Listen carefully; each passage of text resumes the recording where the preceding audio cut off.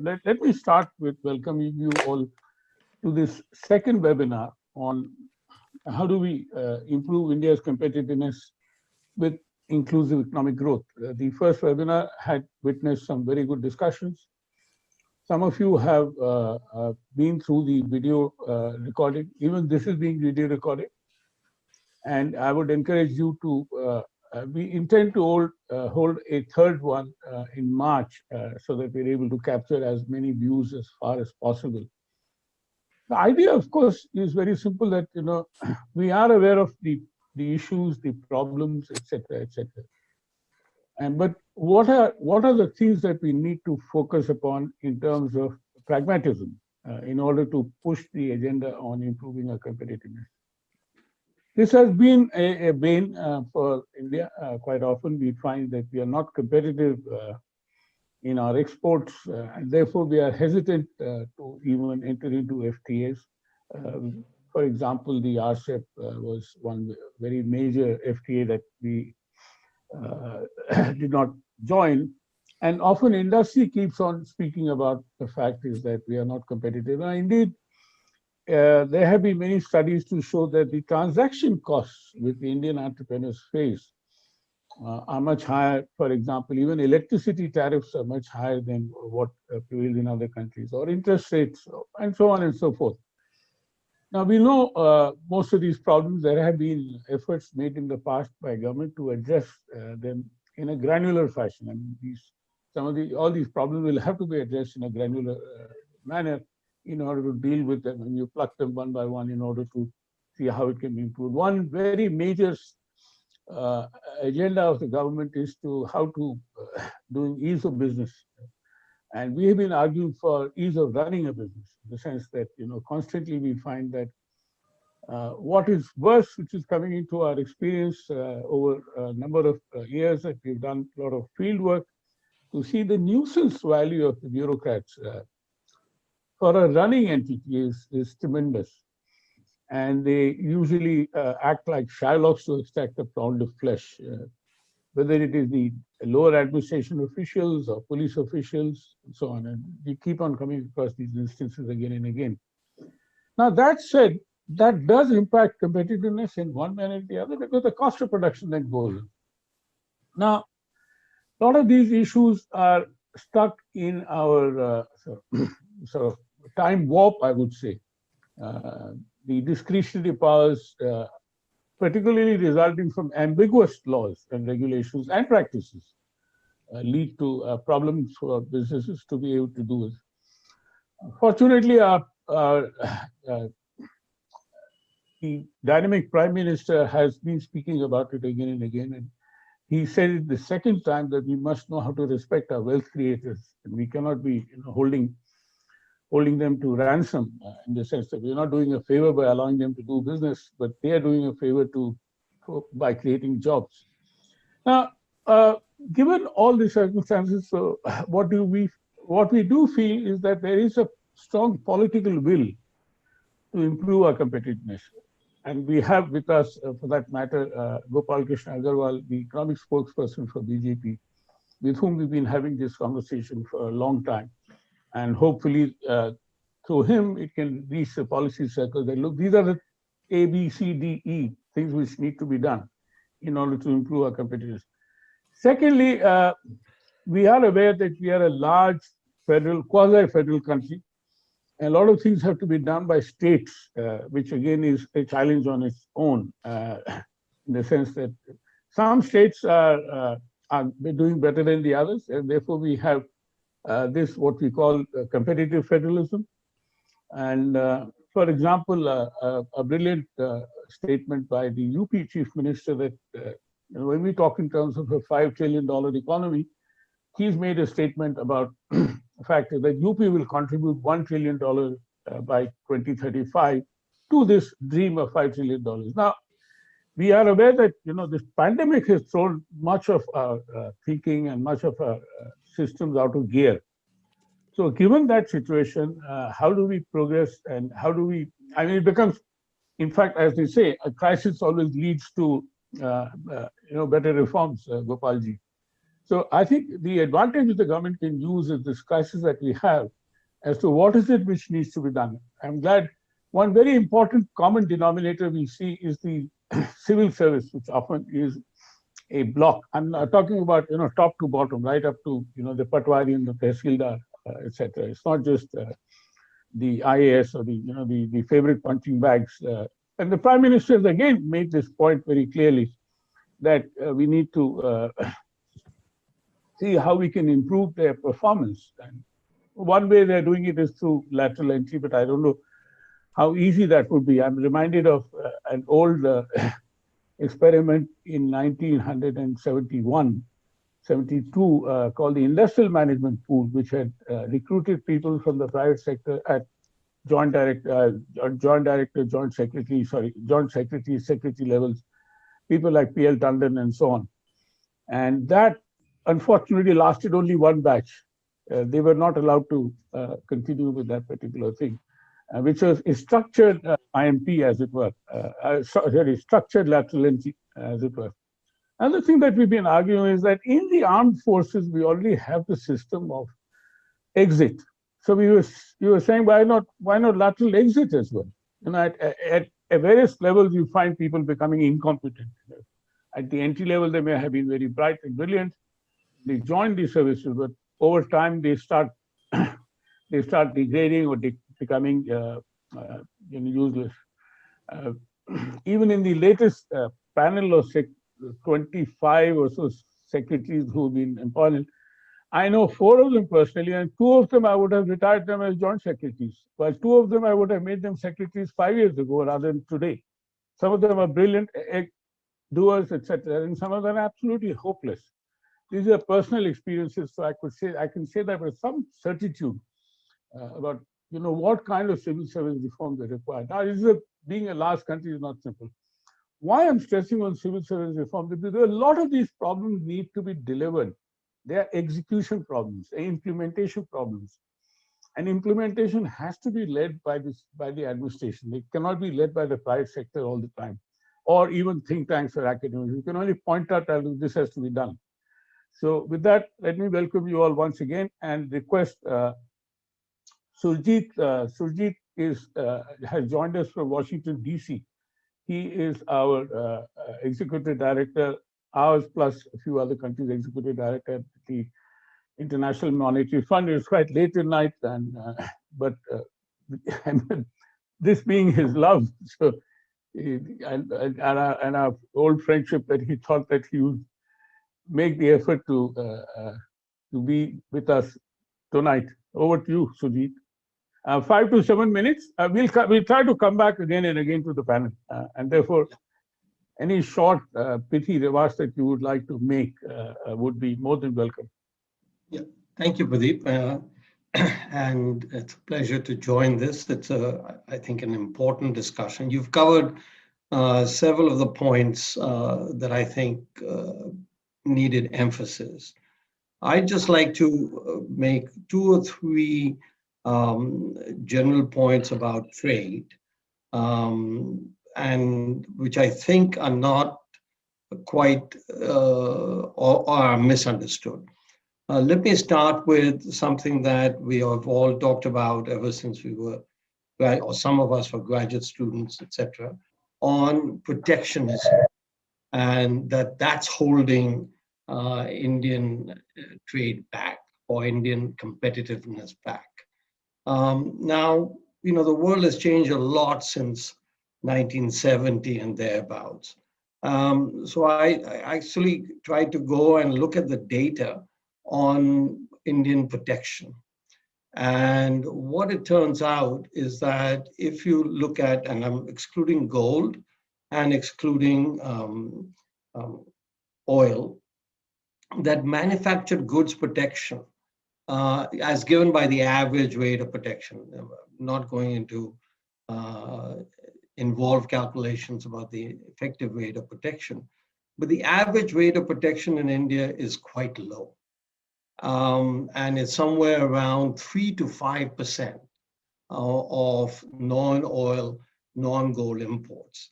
And so I find it very difficult to think that protection is even an important cause of whatever problems we might think Indian trade has or Indian exports have, or Indian industrial growth has. So I think we should take that out. There are many other factors that affect performance, but this is not one of them.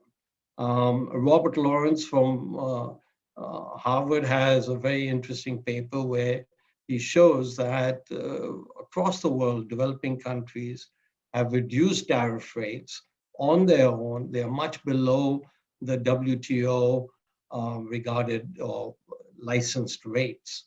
So again, making the same point that protection does not seem to be that important an issue in explaining almost anything, because the levels are like 3-4%. And I like to, if somebody has a study or knows of a study that shows how minor changes of about half a percentage point can make changes in anything, any variable, I like to know. The second, there's been a fair amount of, I think, misunderstanding about the role of exchange rates and real exchange rates in affecting trade performance. Again, this was a topic that HLAC committee looked at in detail. And what we came up with a conclusion is that really empirically, there is no relationship that we could find. This is for a sample of about 60 countries between 2000 and 2018. Now, there are two countries that have done phenomenally well outside of China. That's Bangladesh and Vietnam. And it's noteworthy that for both of those countries, the exchange rate has really appreciated along with their export growth, and appreciated not by 2 or 3 percentage points, but by something like 15, 20, 25 percentage points over the last decade or so. So I think, basically, the world has changed. There is a new macro, and there is, as you know, the Fed and ECB, et cetera, talking about lower for longer. Fiscal deficits, I speak from Washington, the House of Fiscal Deficit Hawks. And what is noteworthy is that, like the invisible hand, the fiscal deficit hawks are nowhere to be found anymore in Washington now. It could be the case that this is because of COVID, but I think it's going to be longer lasting than just a COVID year. And again, puts emphasis on the new macro that I think we all need to understand. Lastly, the traditional, for India, the traditional determinants of trade and performance and growth still hold. Real interest rates really matter, and governance matters, rule of law matters. Those are the areas where labor laws or lack thereof matter. So I think, the last 5 years have seen quite a significant change in many of these variables, and the last two in terms of interest rates, real interest rates. So I think you add all of that up, it augurs rather well for Indian growth recovery, as well as exports and other associated variables. So I conclude by saying I strongly believe there's a new macro. Some of our old beliefs are really not supported by any evidence whatsoever. And I think this is an empirical matter. We all have our priors, but I think we should bow down to empirical reality, a la Keynes. When the facts change, I change my mind. So I'll conclude with that. Thank you. Thank you very much. It was a brilliant and very disciplined time that you took. And thank you for pointing out the very critical macros, which are very important for the topic we are seeing. Now, may I turn to Preetam Banerjee? Preetam has been a catalyst in this particular exercise that we're doing here, presented a paper along with Amit Kapoor of the Institute for Competitiveness, who's going to join us later. Preetam, if you can flag a few points that you think we may discuss, including responding to Surjit.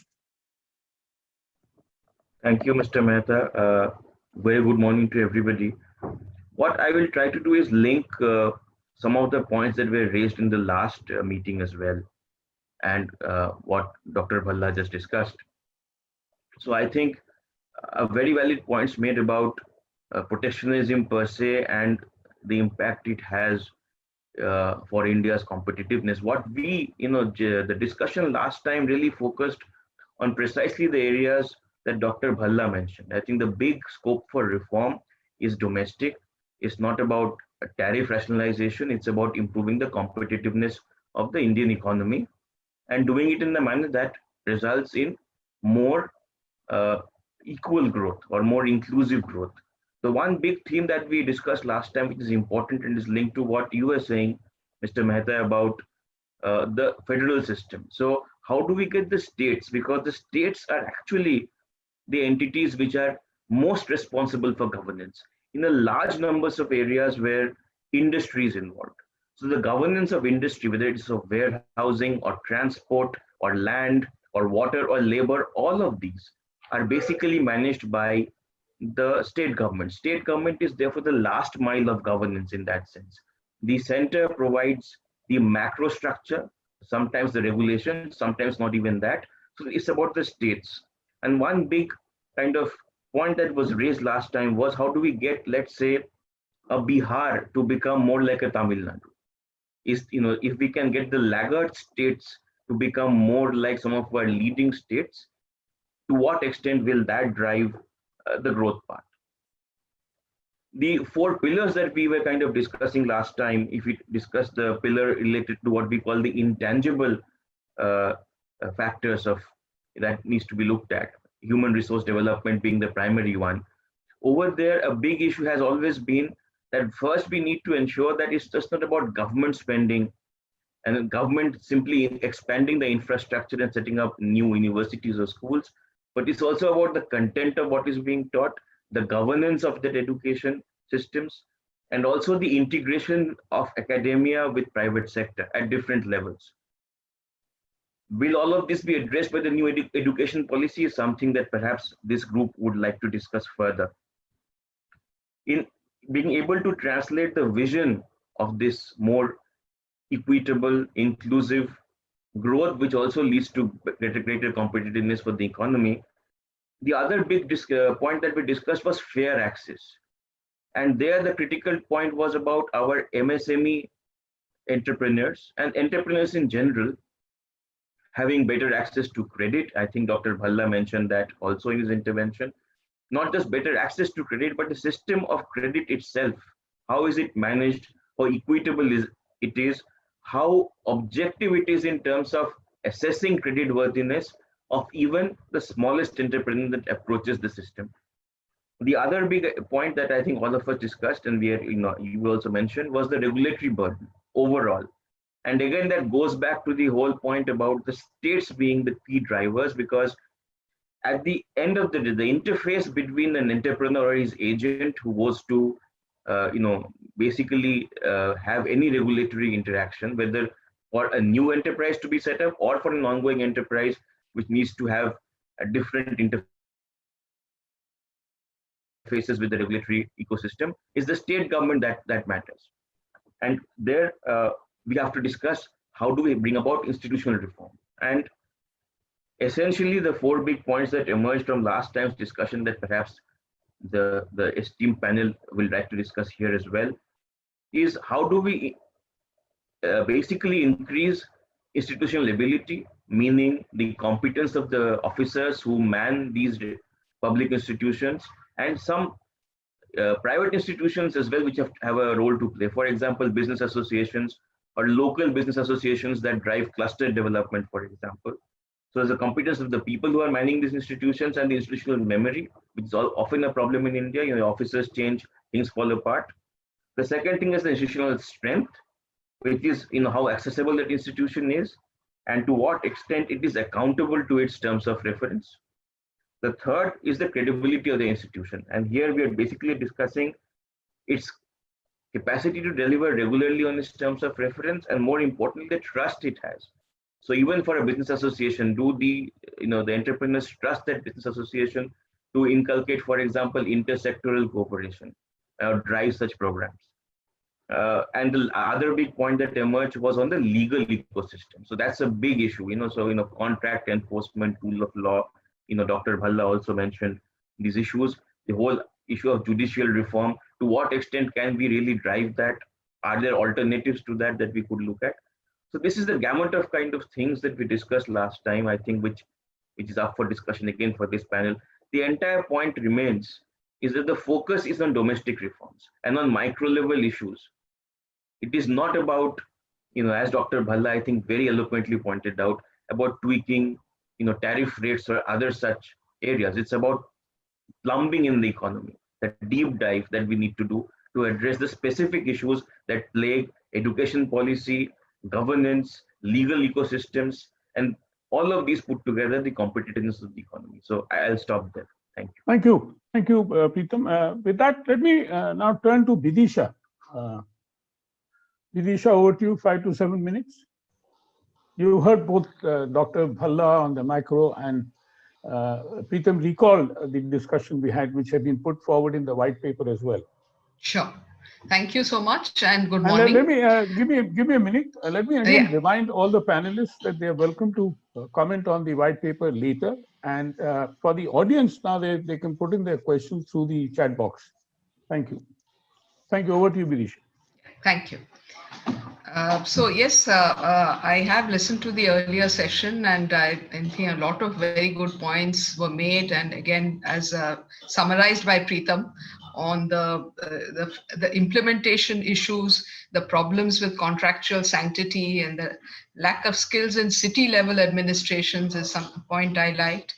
Another point which industry keeps lamenting is the failure to pay them on time, and as a result, they are really cash constrained because various entities, from state governments to state level PSUs to sometimes even central level PSUs and organizations, do not pay on time, despite there being a law stating that at least they have to pay the MSMEs on time. So that is one really big problem. There are other issues in the implementation area. Let me highlight a few, like say the GST or even customs duty that was talked about. It is really not a matter of protectionism. The issue is about complexity. The custom duty rates are so many that it's really difficult to even find out, and it leaves a lot of space for arbitrage. Even in GST, there are so many rates that one can easily move to a much simpler 3-tier rate in both cases, and that will make it much simpler for industry to compliance to increase. Second point, which is very relevant now, is on the vaccines.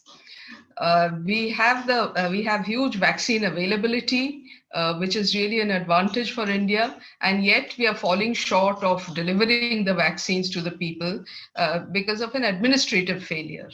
I mean, we are vaccinating quite rapidly, but yet we are, given that we have a huge population, and we now actually have a surplus of vaccines.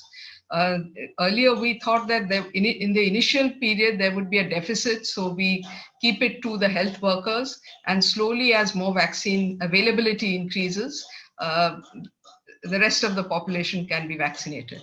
However, what we find now is that there is actually a surplus of vaccine availability, and still they are not being used. So really this is an administrative failure in the same line as what we've been talking about.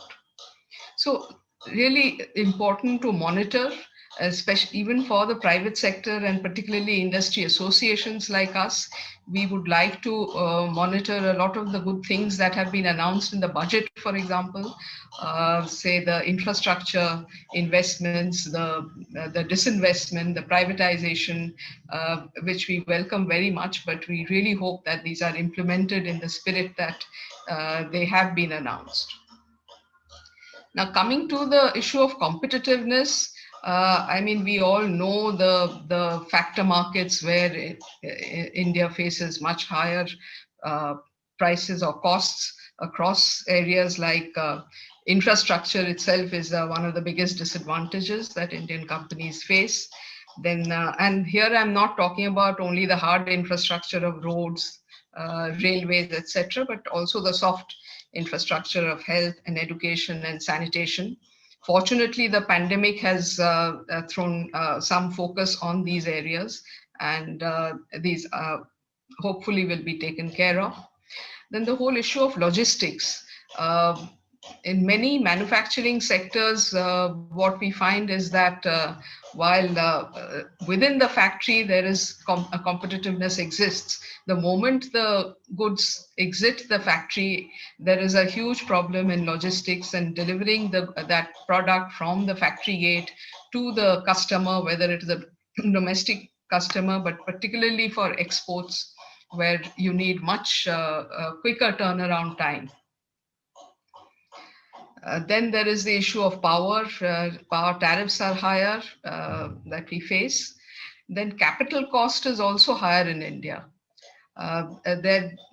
Many surveys have pointed out that investors require about a 4% additional return in dollar terms to convince them to invest in India. Maybe it is changing now. This was some time ago. We have seen the tide turning in terms of FDI, and possibly this cost of capital has been coming down. And finally, also one thing I want to point out, that all these issues of power, logistics, land availability, these are all, a lot of these are state level issues, where, as we discussed, that there are differences across states. But there's one issue which is within the central domain, and that is in the financial sector. And there, we have had a slightly sort of a lethargic financial system where credit availability has been a problem. And I think the government has, in this budget, taken forward quite a few, announced quite a few changes which will help address the problems. So privatization of public sector banks, which is really absolutely, it was not expected, but has come in the budget. And as we all know, the public sector banks have problems in terms of governance autonomy, in terms of HR autonomy, and of course the investigative agencies that are always threatening to put them to examine all past histories of any decisions taken by the bankers. All these issues would have been really hampering the public sector banking system. Other than that, there is the creation of an asset reconstruction and management company, which will hopefully take care of the bad loan problem that is there in the system. And also a development financial institution has been announced for infrastructure investment. Of course, there could be many implementation problems and roadblocks as these are taken forward, and but at least the initial ideas are good and could help to solve some of our problems. Human capital has also been mentioned, extremely important to develop our at the bottom level as well as at the higher level. So basic primary reading and writing skills, and also research and development at the higher level. So finally, I'd like to say that this we all look at the East Asian miracle and say that that is what we missed the bus and that is what where we should catch up. Yes, we should catch up, but I think we should also just look at the situation, the current world economy, and see where the opportunities lie. Is it possible to really replicate that kind of labor-intensive, export-oriented manufacturing growth, or should we look at a mix of manufacturing and services? And technology, where a lot of changes are happening, and India has an inherent advantage in the human resources. And also there is this phenomenon of servitization of manufacturing. So, the two can't really be distinguished anymore in the way that it could be at the time when, say, China developed its manufacturing sector. So I think I just end with that thought. Thank you. Yeah. Thank you very much. Thank you very much, Vidisha. With that, now let me request Shankar Acharya. Shankar, there were very important points raised by all the preceding speakers, including by Preetham, in terms of what was discussed and what was the outcome document that we shared with all of you. Over to you, Shankar. Thank you, Pradeep. First of all, I'd very much like to congratulate you on the title of this set of seminars you have, where you call it Competitiveness for Inclusive Growth. Because in my kind of now rather long and ancient history of interacting on these issues, I've generally found that those people who talk about competitiveness and trade trade performance and industrial performance are in one box, while those who worry about growth being inclusive, think about employment issues, poverty alleviation, and all those tend to fall into another box. I'm not saying that, of course, they only think about those. These are all competent people, and so they think widely. But those sort of boxes do come through in their research and other writings. And I think that by putting them together, you're doing a good service, Pradeep, because in my view, at least, I would say the two go together very well. And I would go so far as to say that any one who's serious about inclusive growth really has to realize that one of the key preconditions to that is how to run a competitive economy, how to make the best use of one's factor endowments, whatever they are, whether it's labor or capital or human resources or whatever. And without a competitive economy in all its manifold dimensions, you will not be able to solve the problems of having more employment, more inclusive growth, more poverty alleviation.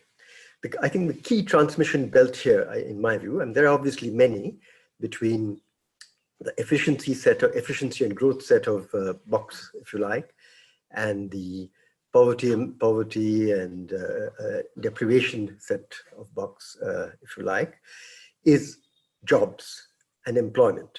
And essentially, a fast-growing economy, which is truly arising out of competitiveness and competition, not just in external, but also in the domestic markets, generally has been successful in delivering rapid job growth and decent rapid job growth. And those that have not succeeded. I think we fall a little more in the latter group than in the former. So that point I would like to make very strongly. The second is, in my opinion, if one is looking at an economy as a whole, well, obviously there are many indicators one should be looking at.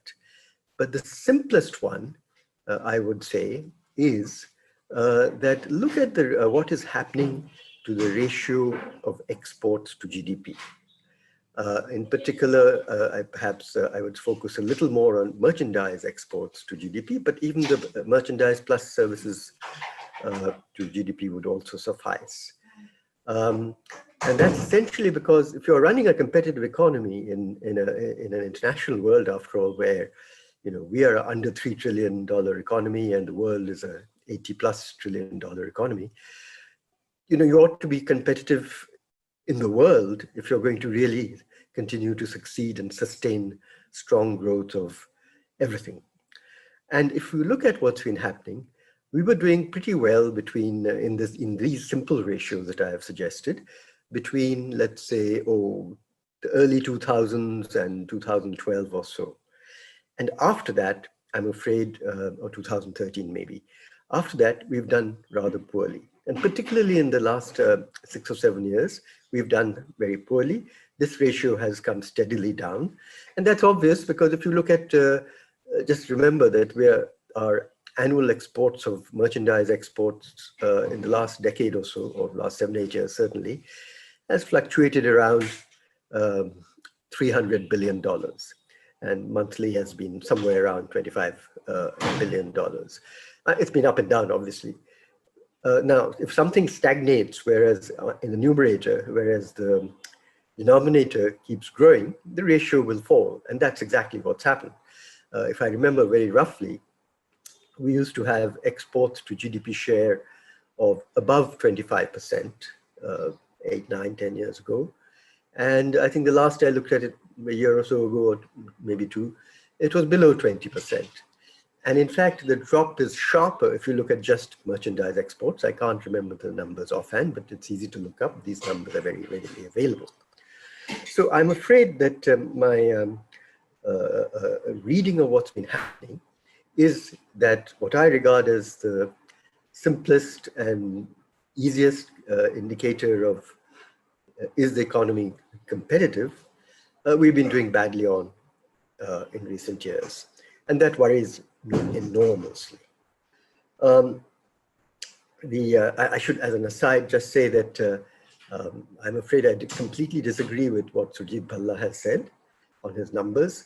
He talks about tariff rates, average tariff rates of 3 to 5%.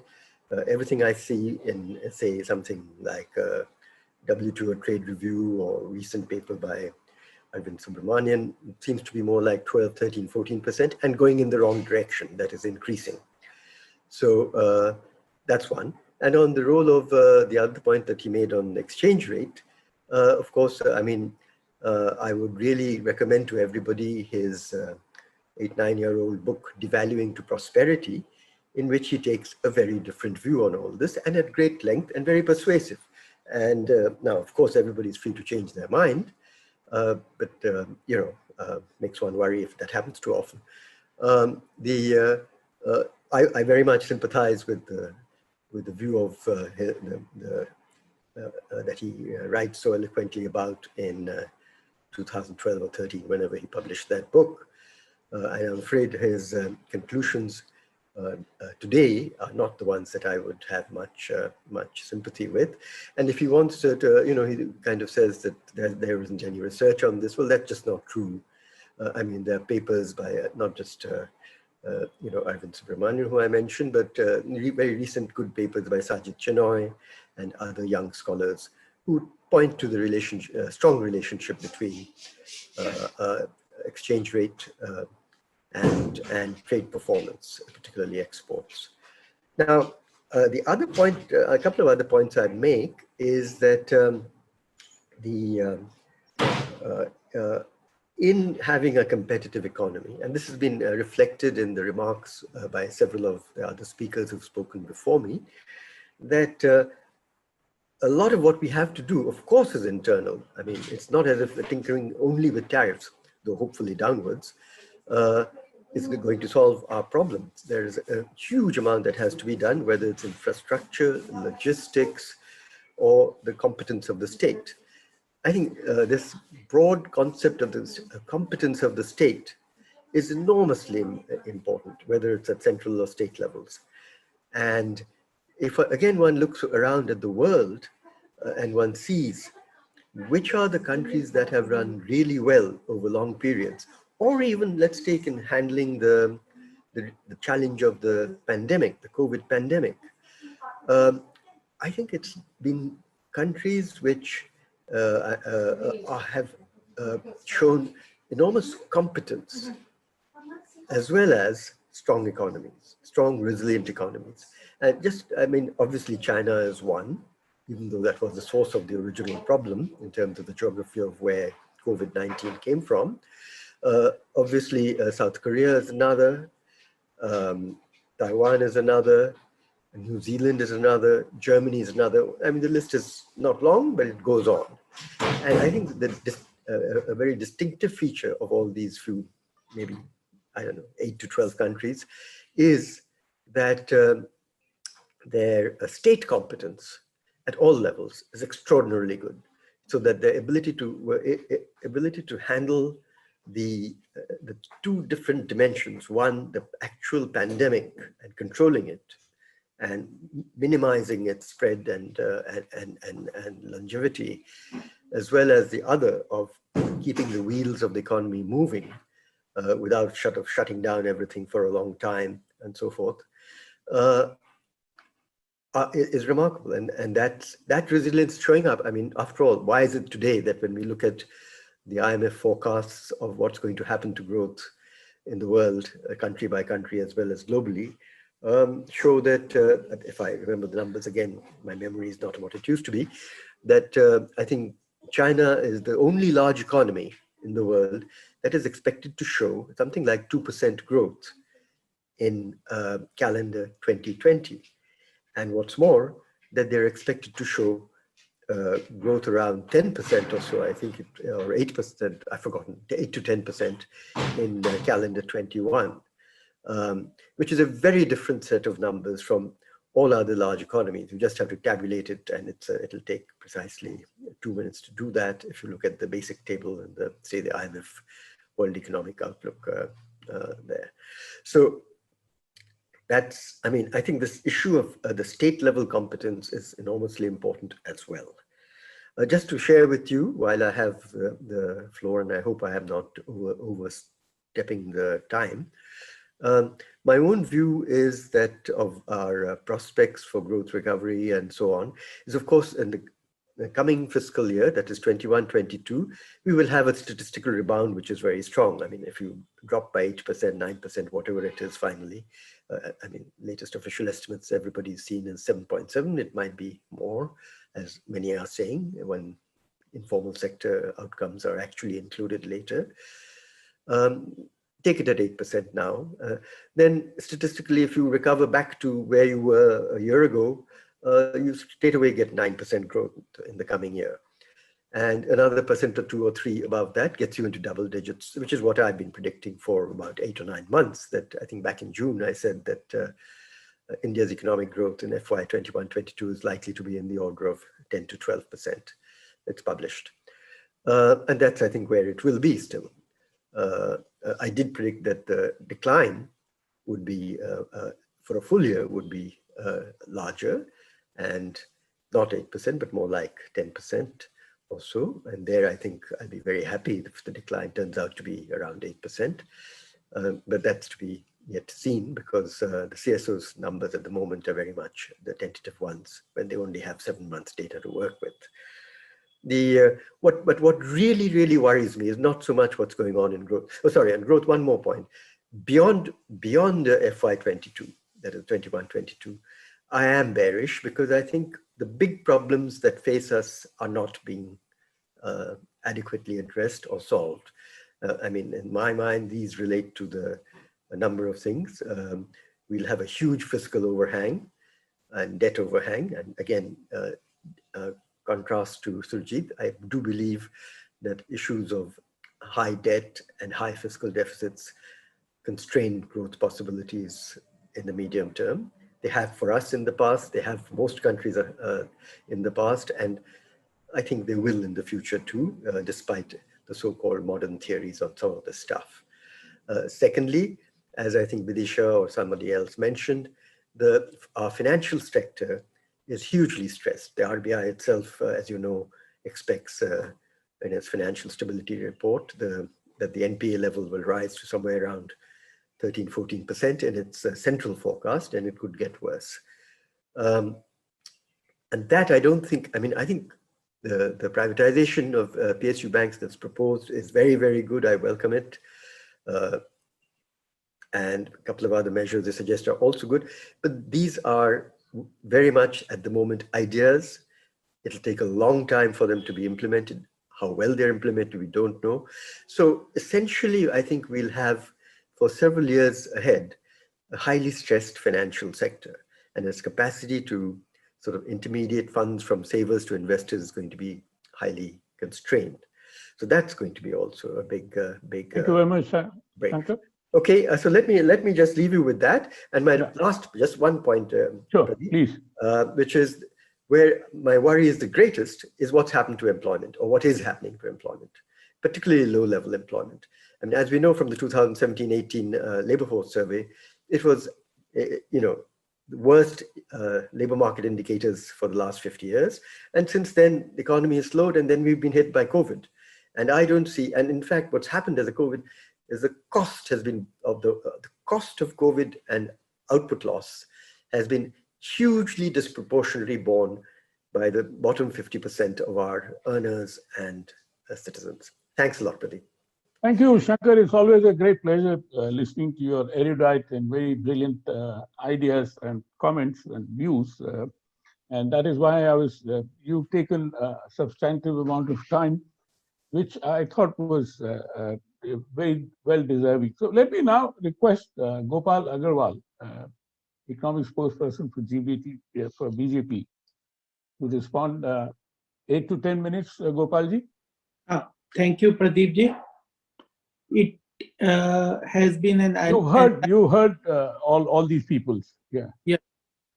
It was enlightening to hear all learned panelists before me, and they have enlightened me a lot. And always these kind of seminars with cuts and your inputs are always helpful. My job from here has been made easy. I'll pick some of the points which I will highlight for my presentation here. Is Balaji has said that about the protectionism is not a big custom duty, import duty. I think this is also my opinion, that custom duty, etc., is not a big hindrance to the competitiveness. And Vidisha ji has also pointed out, highlighted about the factors of production. That is also a point that I would briefly deal with. And Preetam Banerjee about issue of reforms. I'll pick 1 or 2 points from there. And I like Dr. Shankar Acharya's approach on this current seminar about this boxed approach of competitiveness and inclusive growth.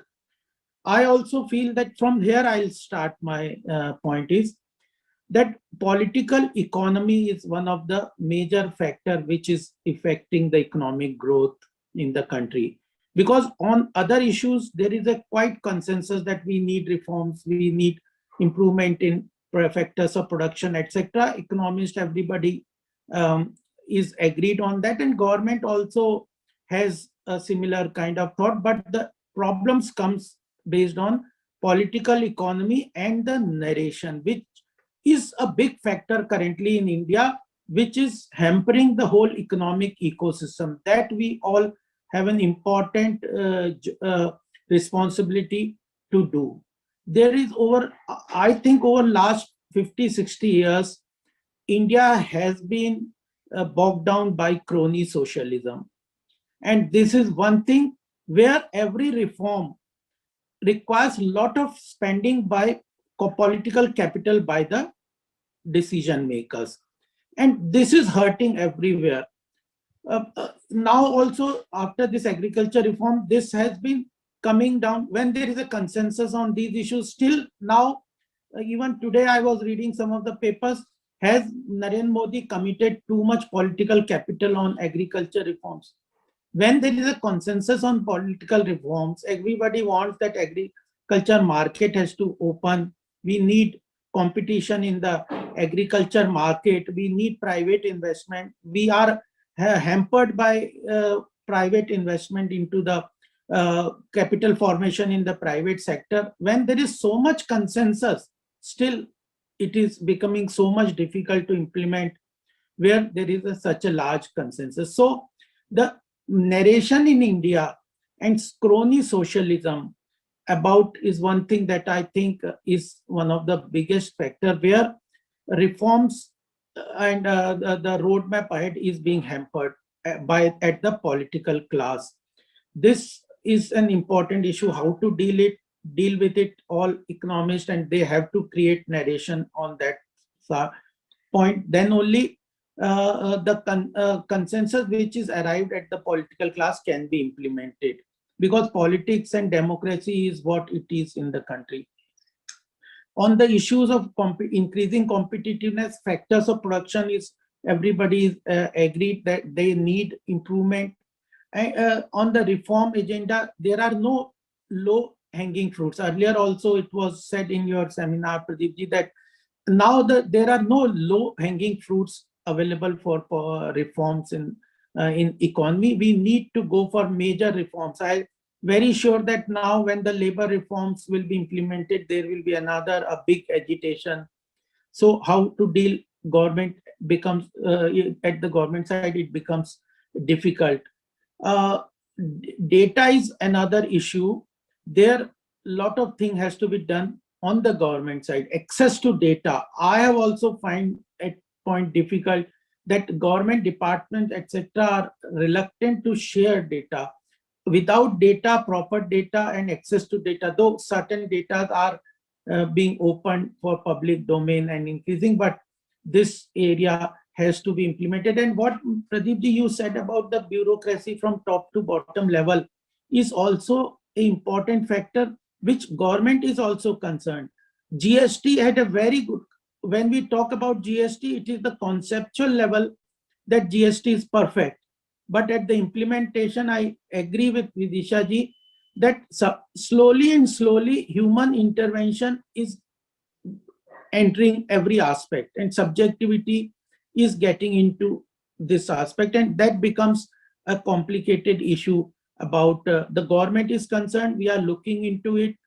How to smoothen and completely remove subjective intervention, but when at the implementation level, lot of administrative people are involved and they successively intervene and get the whole theme change into that gives the power to them, that discretionary power they always want. So that has complicated GST and other reforms, but slowly government is well aware. We are discussing on that.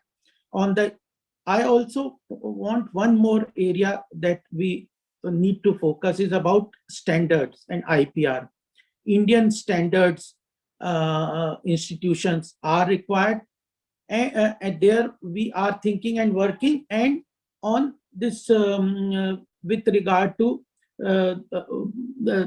this contract enforcement also, where a lot of work needs to be done. So on these factors of production, the government is working on 5 policies, and I think that will tackle major bottlenecks that are coming with regard to this logistic cost, with regard to power, this new industrial policy, new this foreign trade policy, then logistic policy, e-commerce policy, retail trade policy.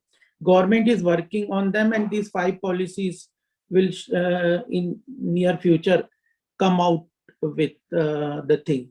On the issue of ideological point, I just would like to mention that as a BJP, we believe in market economy. We are right to center. We believe that private sector has an important role to play in the economic formation. We have to be more assertive. From this budget and the recent, what the Prime Minister has been saying, this is coming out. And this is, I am a very, I think this is a very encouraging position, that the due place that the private investment, private businesses or wealth creator gets that due place for the public narration. So these were some of the points that I wanted to mention. at the government level, the biggest challenge that is hindering economic reforms is the public narration and the consensus on reforms which the government implement, and that is a responsibility of all of us to change the narration on the political economy and completely segregate or implement what this topic today is said, that just inclusive growth cannot come without wealth creation. So if this happens, many of the reforms, etc., are well known in the government circle, political circles, and Prime Minister Modi has the willpower to implement them. But for any political outfit, how much political capital they spend on this is always a challenge and a factor to be remembered. So if the public narration improves, I think the whole area will improve. That was the initial remark that I wanted to give. If any questions you have, we can further deal, because I'll not talk about factors of product. Those are very clear on the thing. How is ease of doing business being implemented, contract enforcement, tax compliances, then other factors. From Vidisha ji and other, I think financial sector is surely a stress one. For that, I am of the opinion that FRDI should be brought into the this financial sector. That is one area where it will ease for the exit route and give more transparency in financial sector. DFI, I'm also very hopeful that DFI and the ARC and new law will further help. But IBC has to be moratorium on IBC implementation should go as fast as it is possible. Thank you, Gopalji.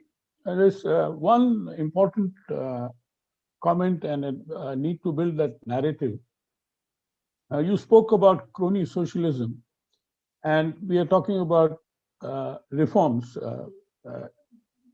The narrative which has to come out from the government is that these are market-friendly reforms and not business-friendly reforms. Then otherwise you fall back into the the same label. This is what I've been speaking to some of the ministers, that please use the term market-friendly rather than business-friendly, because then it could show you in the same light as the other governments have been doing. With that, let me now. Pradeep ji, एक बात मैं और कहना चाहता हूँ. हाँ, please. This is what I'm telling you, because 3 agriculture laws. Market-friendly. Yeah, no, the exactly. 2 are to attract private investment, and it will help private businesses. So I think we have to be more courageous in our response. This is a business friendly. This will attract. What is the problem with if we put into?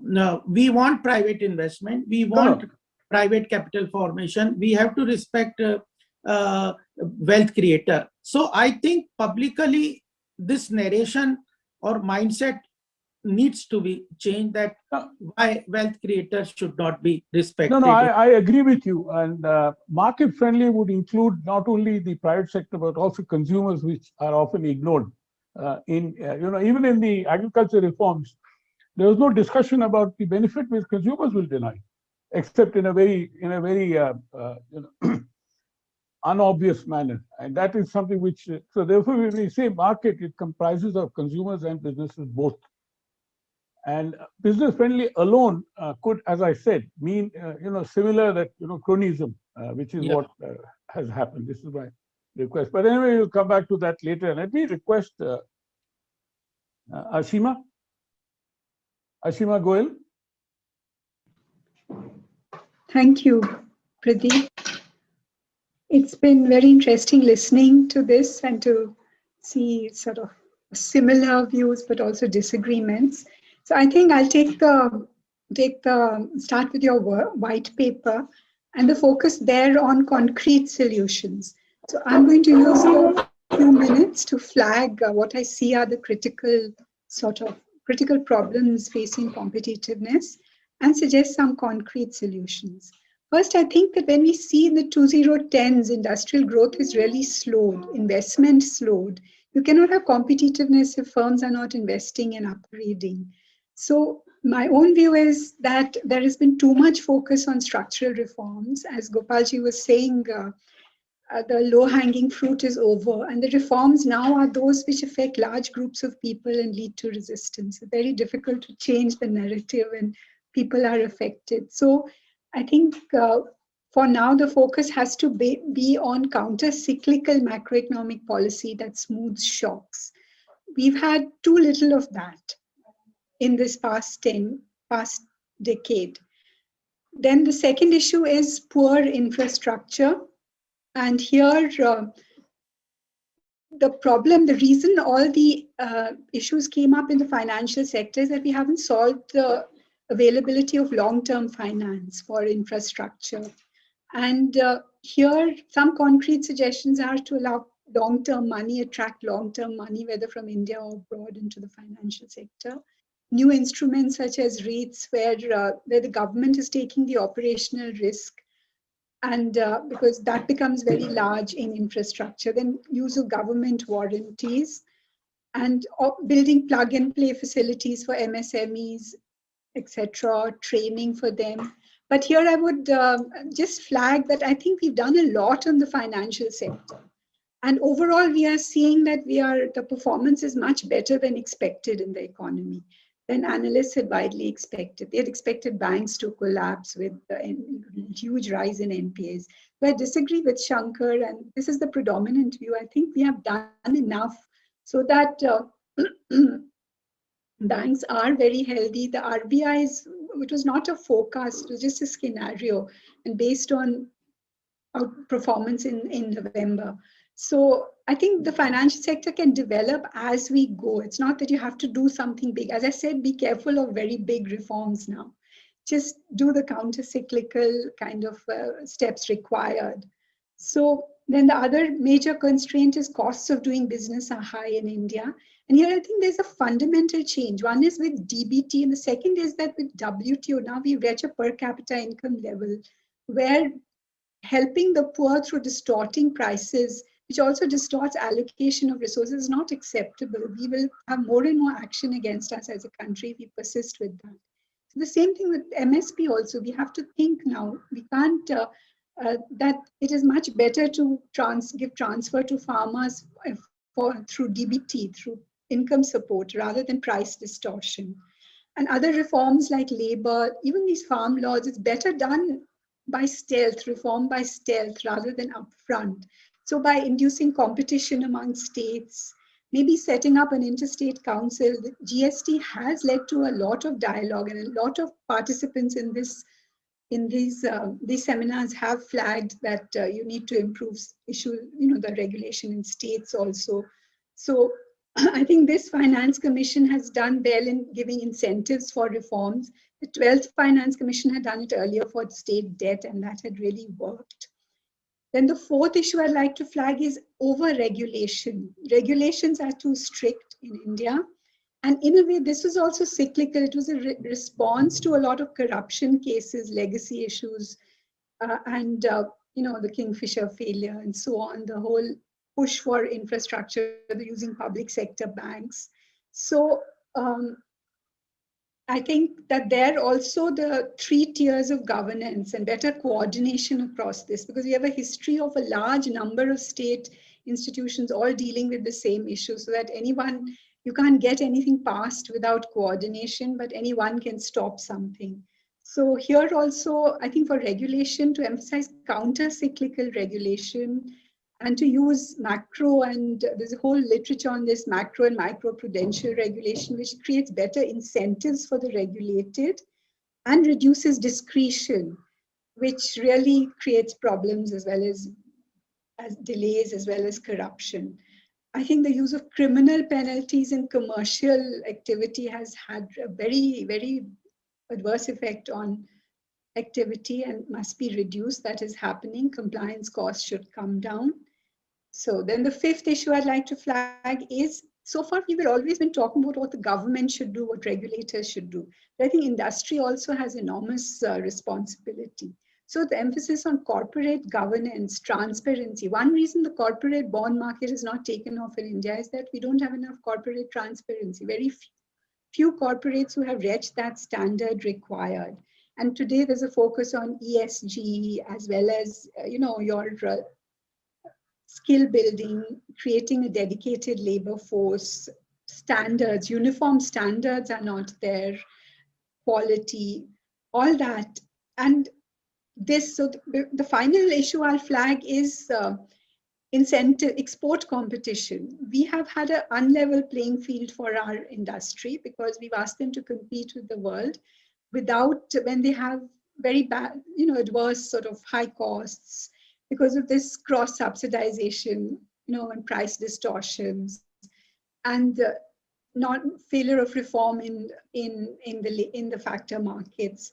So now we have a strategic opportunity with global value chain diversification, and to use some industrial policy to, this PLI is but it should be time bound, so it doesn't lead to the kind of, poor performance and slack kind of rise in cost that we had earlier when you had protection. Now this is time bound protection. And I think that the debate between Shankar and Surjit, we've done some research which shows that our exchange rate now is quite close to equilibrium value. So while some depreciation does help exports, you cannot have too much because you're also dependent on oil imports that raises costs of production. So you need some depreciation maybe to stimulate exports, but you also need these other kind of incentives, improvement in costs of production, regulatory costs, reduction in all this, and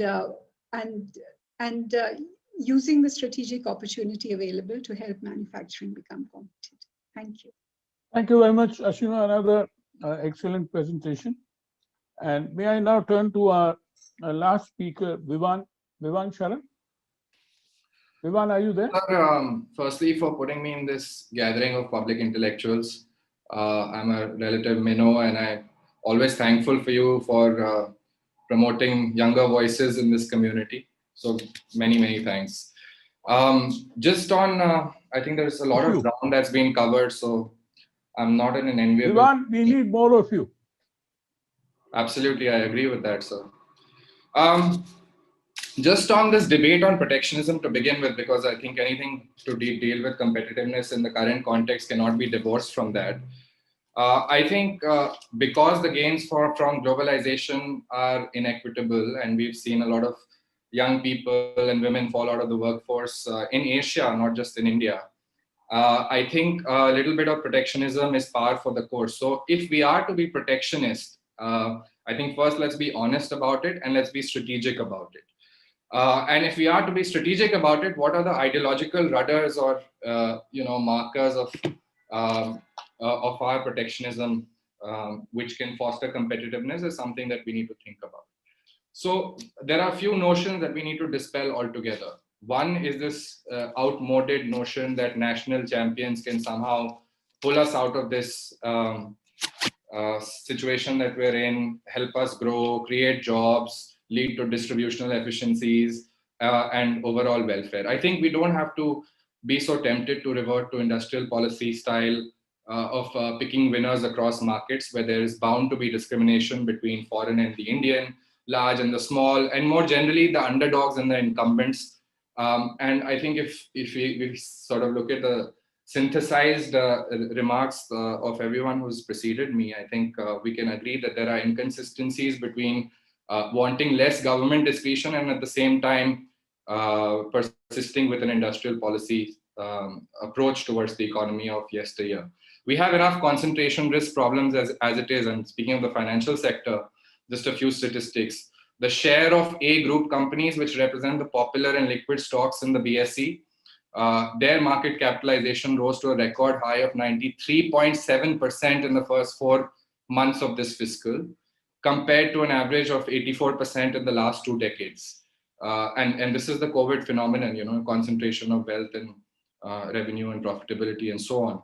The concentration risks among large caps as a handful of stocks are actually driving index momentum in the Nifty too. The Nifty gained nearly 47% from March 23 lows, basically led by stocks like Reliance Industries and Infosys. These two stocks, for instance, accounted for half of the total points added to the Nifty during the period. Again, the first 4 months of the fiscal. The other 45 Nifty constituents, and we know there are 50, that have earned returns since March 23rd contributed just about 1 to 3% each to the index's gain, and so on and so forth. And in this, sir, your consumer view, when customers can choose between different providers, they benefit. I think this is a well-formed hypothesis. Their ability to choose from different markets, from different offerings, services, products, forces firms to compete with each other. And choice is a good thing in itself. And of course, competition between firms also leads to increased productivity and economic growth. So we have to be very clear about protectionism when we veer towards industrial policy. And we don't have to have this China envy or Japan or South Korea envy. At least if we have that envy, we have to nuance it to realize that most of the areas where they were able to compete and grow their national champions were areas where those firms actually competed on the global stage. The second, I think, to Mr. Agarwal's points, I completely agree on the need for a narrative and to be bold and courageous and actually embrace the market ideology. But related to that point, sir, is also the fact that we don't have to use the limited political capital that we have for reform to protect intermediaries. Instead, we have to give preferences to procurement, for instance, from real industries. For example, production-centric activities such as agri, mining, manufacturing account for over 50% of the value added in the Indian economy, whereas trade services account for only about 12%. And I know the financial sector has great deal to do with efficiency and so on and so forth. So I may count financial services an outlier here. But it's intuitive really that you don't need to protect distribution segments of the economy. For instance, if you did that in telecom, just think about it. In 1999, we liberalized telecom. Today, we have the lowest tariffs in the world and so on and so forth. Would it have made sense instead to protect telecom, which is a distribution level activity, the telecom service provision part of it? Or would it have made more sense over the last 20 years to put in our political capital to develop local manufacturing for core telecom equipment and infrastructure through WTO compliant incentives, allowances, and so on? And this is something we need to think about as we develop our ideology for reform in the future. Extrapolating this example to consumer goods, it makes little sense to protect retailers rather than manufacturers who can be supported through areas like state procurement, as I mentioned, particularly in areas like handlooms and handicrafts, which are dying, which are job creators, through production and tax related subsidies, incentives, and so on. And electronics make up nearly half of the retail value on e-commerce platforms today. If we had spent the last 10 years, protecting or incentivizing that industry so that a lot of the phones and TVs and so on sold on Amazon, Walmart, Snapdeal are Indian, perhaps we would not be in a situation where we're still dealing with whether or not it is time for Indian retailers to adopt digitization. The third area, which I was very glad that, again, Mr. Agarwal also flagged, is the protection of private property. And, not to demean India, but India ranks 154th on registering property and 163rd on enforcing contracts in the World Bank's Ease of Doing Business Index. And these are two useful proxies to understand the protections that we offer to private property in the country. That's worse than Somalia and Pakistan, respectively. So it's food for thought. We don't seem to be in a mood to fix this.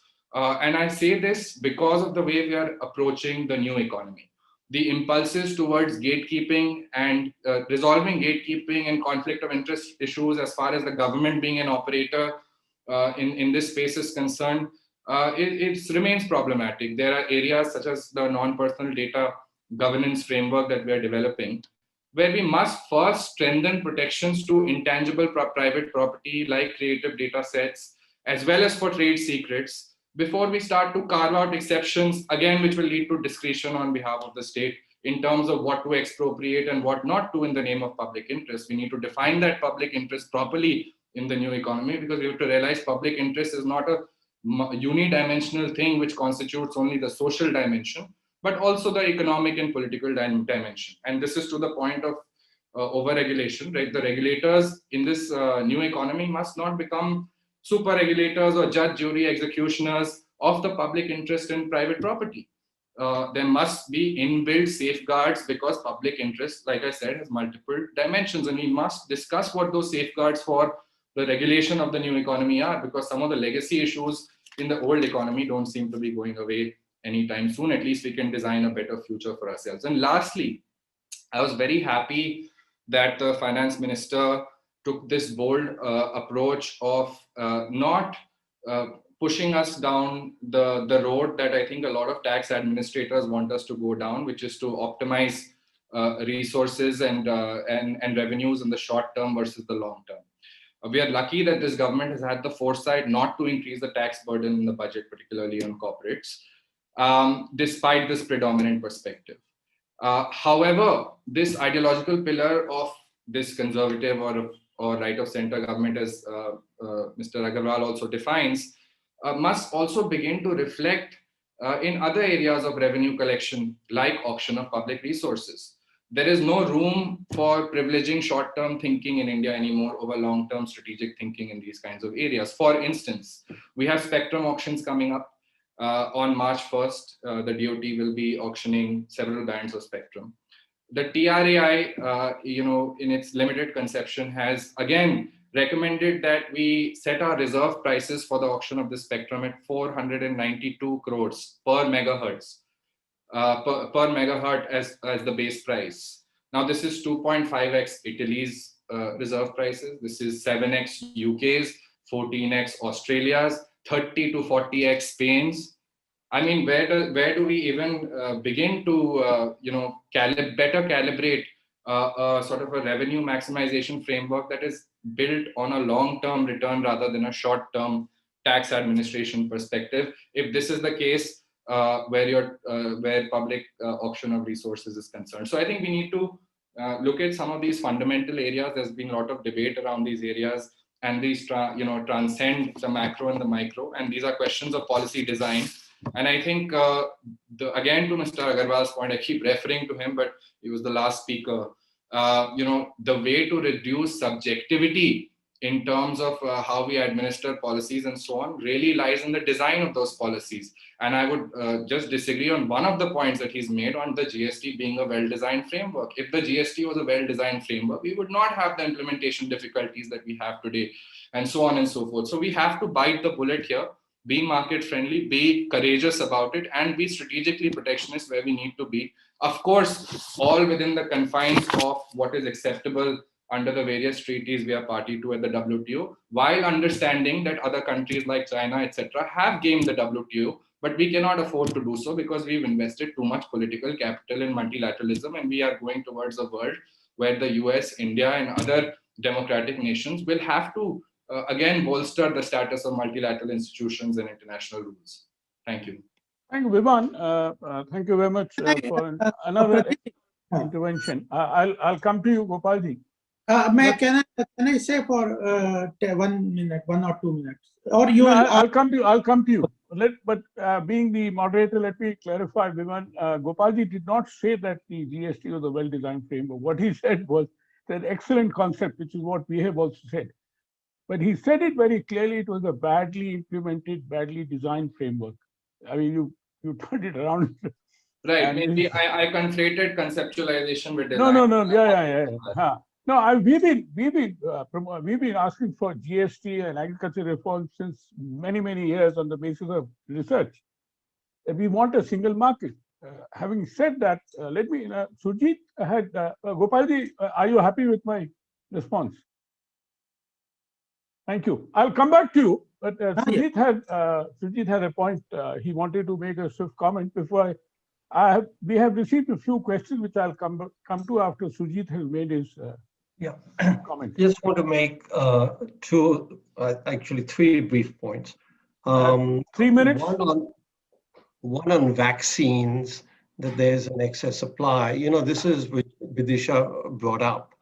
This is a problem across the world, and therefore it is not specific to India. I'm in Washington and I still haven't been able to get the vaccine. A lot of people are protesting, and I think part of this, I at least want the vaccine, but I think a lot of people are very skeptical of the state with the way they handle the entire COVID thing. I do not know an explanation. I'm just saying that the phenomena that you referred to is not specific to India. Second, on job growth, I basically, I don't know if Shankar is still there, but between 2004 and 2011, you had the fastest growth in India, regardless of who's compiling the data. And you had the slowest job growth in India between that time period. So I think we should be really, when we're talking about inclusive growth, etc., we should really be talking about the facts. Third, on trade growth, between 2011 and 2018, world trade was stagnant, did not grow by $1. So I think after 2011, trade growth has really slowed down across the world, and we need to study why that happened and why that might continue to happen. But and India actually increased its trade share because we grew at maybe 2% over that time period, whereas world growth was at 0%. On the exchange rate, on the protectionism, as far as the data, this can easily be checked. At least what I did, I looked at customs revenue, which is published by the Ministry of Finance in the budget statement.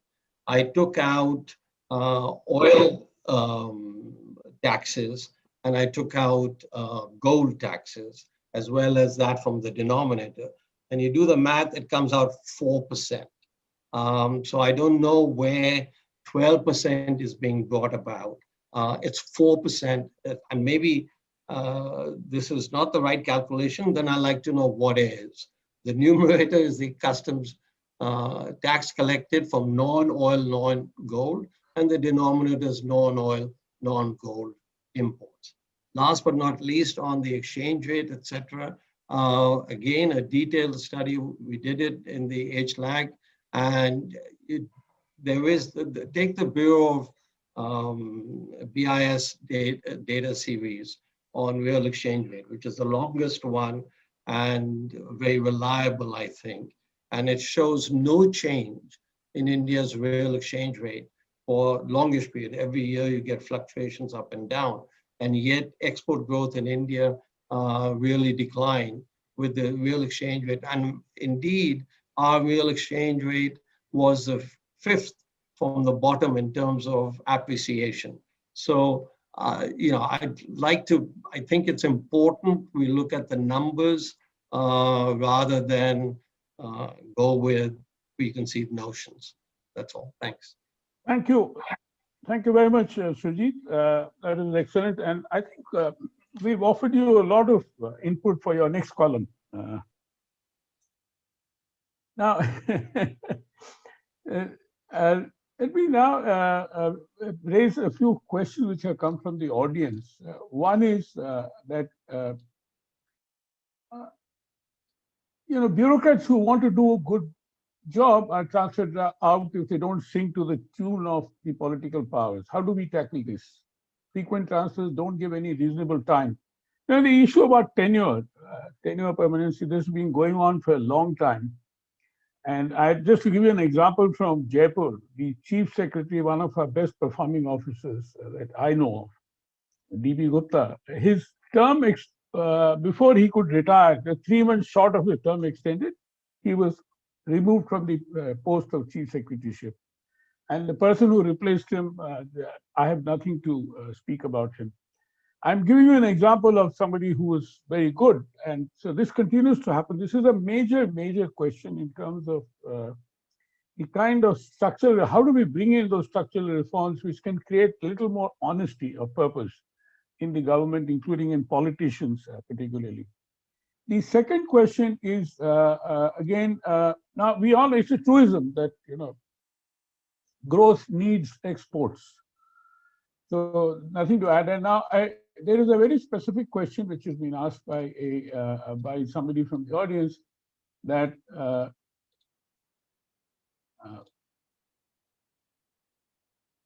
you know. He says one of the positive contributors to exports to GDP ratio are the merchant export from India scheme and the services export from India scheme under the foreign trade policy. Whether government should continue these in the coming FTP or not, that is the second question. And the third, coming from Mr. Didar Singh, which again goes back to the first question in a different way, is that we need government reforms and can have lateral exit besides entry, but the issue is really about the structures of governance, which are set in stone, even though it is organic. How can we change the structures of governance? Similar to the first question. So who would like to go first in responding to these questions? Gopalji, you want to go? I would just, before I answer, the points that I wanted to add briefly in 1 or 2 minutes, I would like to add on is that the governance structure, administration structure and institutional strengthening will happen from strengthening tribunals. I have been following this because I think that's an important point that I missed. I wanted to tell that the stakeholders' opinion has to come through tribunals. And this is also a problem from the administration side, that tribunals are not being fully implemented, and slowly bureaucracy is getting overpowered and entry into these tribunals. Otherwise, all taxation tribunals, many of the tribunals we see that they are formulated to have the stakeholders' opinion, but slowly I see in their composition is that bureaucracy or ex-bureaucracy are getting into their hold. So this is one thing that can be in relation to what you said. And second point on the administrative reform is that bureaucrats also and senior officers have also to change their mindset that they are good administrator, but domain knowledge has to come from the technical side. So how do you go? The one lateral entry is one way, but then slowly we need more technical qualified people into senior administrative posts that can help into strengthening the governance. Another point that I want to just tell is about the choice between capital expenditure and revenue expenditure. So this narration has also, people are talking about helicopter money, direct benefit transfers, etc. But revenue, if we look into 3 crises since independence, we had one Asian crisis in Atalji's time, then global financial crisis in UPA time, and now COVID crisis. In the first crisis, we dealt it through higher capital expenditure on golden triangle, everything. So and second was more, and later on we saw that the economy grew fast because it has a catalytic effect on many sector, demand, infrastructure, etc. But the second time, government went more for revenue expenditure, loan waiver, direct fund transfers. This time we have again chosen after the crisis to go for more for increasing the capital expenditure. So we have to look into this narration, because short term, still many people are saying that we should give more money directly as a revenue expenditure into the hand. This also has to be looked more into the narration. And the last point that I would like to put is about why do we chase so much of macroeconomic parameters? And we had serious differences with Arvind Subramaniam ji and Raghuram Rajan ji, when they were always propagating that chase macroeconomic parameters only. This is first important budget where I think this budget is made for India and is made in India. And we have not went into just choosing the macroeconomic parameters. This I wanted to mention. On in export incentive, definitely this new policy is coming out. We will any suggestion from cuts or anybody will surely form part of the government is on the process of collecting the suggestions on this import-export policy and other policies. Those suggestions will definitely form part. That's what I wanted to tell on this. Thank you. Just one quick response on this budget in terms of macro issues. I mean, one thing this budget has been very bold and transparent is on fiscal deficit. That is a macro measure that we will not be shy, and that is something which Sujit had also raised in his own opening remarks at that point. Any other, Ashima, would you like? Yeah, Preetam?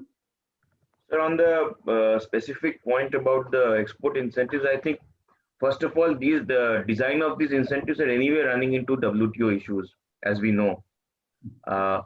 So I think we have the ability today, unlike previous years, because we have the digital box that we have with the GST data sets, with the bank related data sets, with the labor related data sets, where we can start rewarding value addition, we can start rewarding employment generation, we can start rewarding product diversification in ways we couldn't simply by using these databases. So even the governance issues of picking who will receive these incentives can be very easily and transparently addressed. I think we need to move there, and the debate has to go in that direction.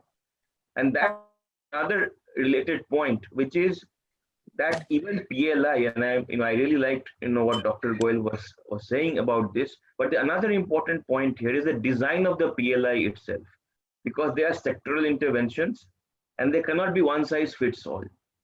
And what it cannot do is simply reward sales or revenue.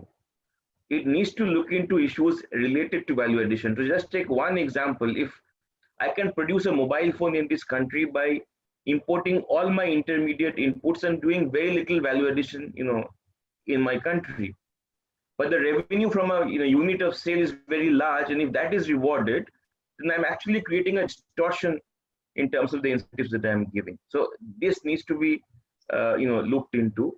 Some of this might run into WTO headwinds, because there are certain things you cannot do in terms of rewarding value addition, but there are ways around it also. This is a debate, of course. This is not the right forum or time to, but it's a debate that we need to have. Thank you very much. No, Preetam, you raised a very important point in terms of value addition as to how you ensure that the support that you give to the industry is not violative of WTO principles.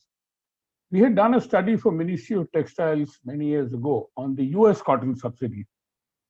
And we discovered that the US cotton subsidy totals up to 3.5 times that of the price of cotton. Where did they give the subsidy? Not to the cotton farmer. They gave it to the transporter, the ginner, and everything around it, so that they could not be challenged directly. And though, mind you, that the US agriculture has always been protected under the green box, in spite of that. And this issue had come up again and again at a later date. But then it's difficult to say that you are giving WTO non-compliant subsidies. And that is a point I think we should make to the FTP discussion this time very abundantly and very clearly, that this is how you should do it intelligently rather than unintelligently, and then end up enriching some lawyer. Who else would like to comment? Come in. Ashima, please. Yeah. So just first on the question, I think this issue of knowledge is very important for bureaucrats rather than just administrative knowledge and domain knowledge. So getting experts in, but also the period, they have limited. When somebody good comes in and he starts learning about something, he's transferred out. So that is one issue. But then to come to, I agree. I think that people say it was very complicated, but then the states would not have agreed. They would not have agreed to a simpler structure. There's a political economy issue also, and I think the way that they have been meeting and refining and fine tuning it and improving it to start something. It's better to start with something not so good and then improve it. Otherwise, you don't start at all. GST was delayed for so long. Then to come to the macro issues, I think this budget it's really good that it's focusing on capex, because we have some studies, the multipliers are much higher because over time The supply side is also improved, and also the monetary fiscal coordination, because as you're relieving bottlenecks and inflation reduces, the multipliers are higher because interest rates can be kept lower if inflation reduces. So that is why it's important to spend on capital expenditure. Another thing, when I was looking at the budget figures, this whole pressure on the government to spend more stimulus for the poor, I think it is partly sort of left to use it to redistribute. But also, when you look at the in-kind transfers that we do, food subsidy and other sort of support, it's very, very high, given that our expenditure ratio is about 14% or 13% on average, and 6% you're spending on all this. We don't have the room to do everything. So we have to spend very strategically. And I don't know what Gopalji means by chasing macro parameters, but I think it is good that the budget this time is not paranoid about the fiscal deficit. You're using the opportunity which the crisis gives you, and worldwide people are expanding fiscal deficits, and to bring those out of the off-balance sheet items onto the budget to make it more transparent, and also to show how much the government is really supporting all kinds of consumption through the economy. So it's not as if you're not doing that. But I think the tweaking, the marginal additional expenditure on investment is really good, but there the implementation is important. Yeah. Unfortunately, Shankar had another meeting to go to. Otherwise, it would have been useful. Please. Yeah. Ashima ji, I just wanted to tell you what was happening is what I was comparing was the role of central bank under the previous governors and the current governor. I think current RBI regime has focused more on the overall economic need of the economy, and earlier it was so much focused on inflation. That is what. So our governor was so much inclined to only focus on. That's what I'm saying. You don't chase only macroeconomic parameters. You don't only chase fiscal deficit. If the counter-cyclical, what you said, that same thing I'm saying, that you have to be counter-cyclical in your responses. Gopalji, I agree. The US Federal Reserve talks only about jobs. It doesn't talk about inflation. And that is something which we require a better narrative in India in terms of the jobs agenda, which is not happening. The kind of focused narrative on the jobs agenda, which includes how do you create job creators when you talk in terms of wealth creators. So some of the narratives, Gopalji, which I would like to meet with you personally to and how we can take this forward with the government, I could talk to you. With that, may I now request, there's another important question, Gopalji, to you, is when we talk in terms of supporting the private sector, unfortunately, what is not happening in our country is R&D. Private sector is not investing sufficiently in R&D in spite of all the tax incentives which are there, including what we talk about the academic and academia and industry linkages are very poor. And unless no country's economy or productivity or competitiveness can grow without these kind of inherent structures in place and institutions in terms of the expenditure on research. So what do you think that, how is it that you can impress upon the private sector to invest in R&D, whether it is under CSR or wherever you can talk about? Pradeep ji, one point I just mentioned, that we need to have a more stringent Indian standards, because once that becomes more at present, our status of BSI, other institutions, IPR are quite not very strong, that industries, etc., have to follow them, even pollution, etc. So once they become more stringent and it becomes more on a penalizing them, financial penalties, etc., you see there has been a slight change in our policy with regard to environmental clearances, etc. At one point, it was this Pragati scheme of the Prime Minister just focused on that. So much of capital was just stuck into those projects, and it was just because of various clearances, interdepartment, etc., environmental clearances and other things, that ultimately a lot of capital was blocked. So this current environment policy also talks about more on the financial penalties, cost of any violation, etc. So one issue here is that we become more stringent on Indian standards, penalize people more, so that industry is incentivized into investing into this research, development, and other improvement.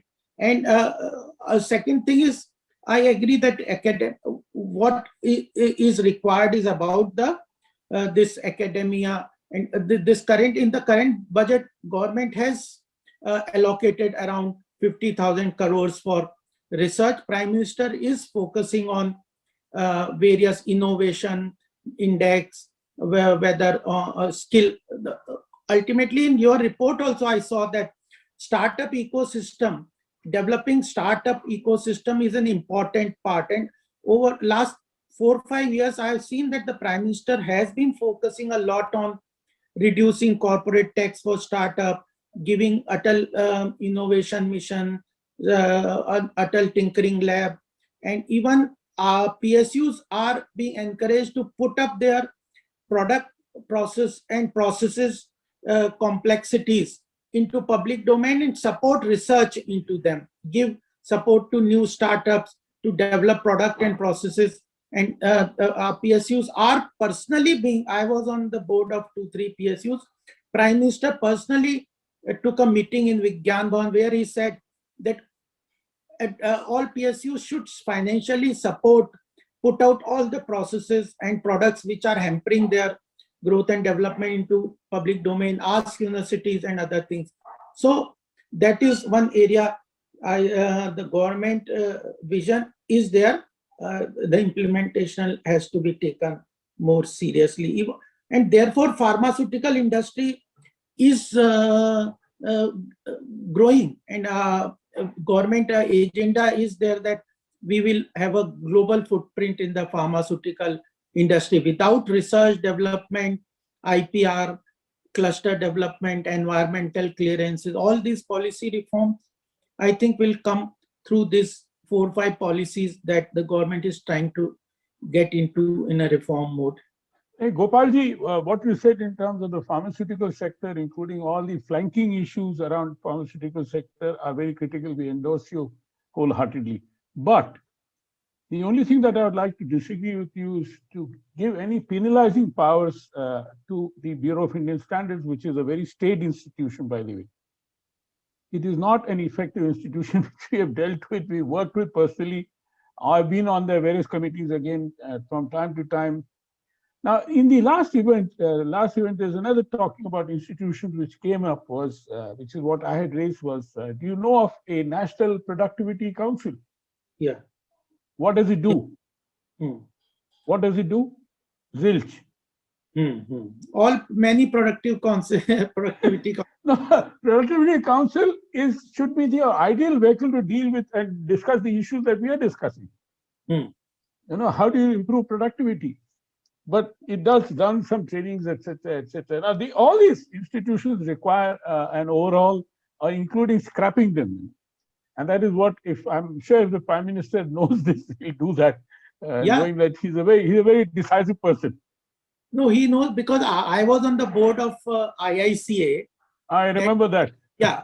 So Prime Minister, when I was joined, Arunji told, he had the first year was instruction that we need to close it. What it is doing, it is juggling, consuming all the money, and their big reform took place. I think they have become more of a parking space for the retired bureaucrats. The same argument you took in place of tribunals, what is happening with all our regulators, and many of these institutions are parking lots. So I think you can prepare from here a report on revamping all tribunals. I am very much sure that we need to put stakeholders into all the tribunals. Thank you very much. And that only will create. So you can put a report. No, thank you very much. this is where I said you have to bring in consumers which you have not been have been consulting. Farm sector, for example, one of the biggest beneficiaries are consumers. But where are the consumers in your debate?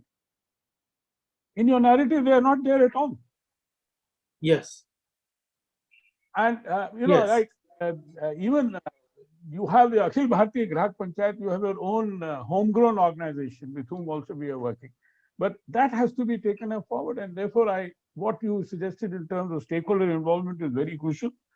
And we'll take that on board and come back to you, see as to look. This is the to-do list that we'll come back to you with and see as to how we progress on that.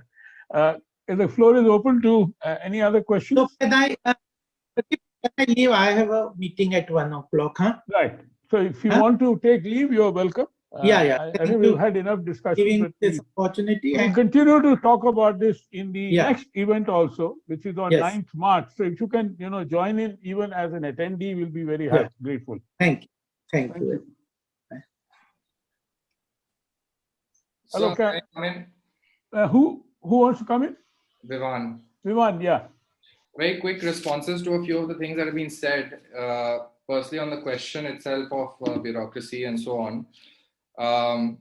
I think if you look at Madhya Pradesh's agricultural successes that we've all heard tales about over the last 10 years, double-digit agricultural growth and so on, if you actually drill down to the roots of that, you'll realize that there were some principal secretaries who were posted in their positions for up to periods of 6 years, which led to the stability required to actually grow the agricultural segment to a point where it became a best-selling sort of state in terms of that performance. So yes, there's very much a need for the political class to explain to the public every time a bureaucrat is shunted out before his or her term.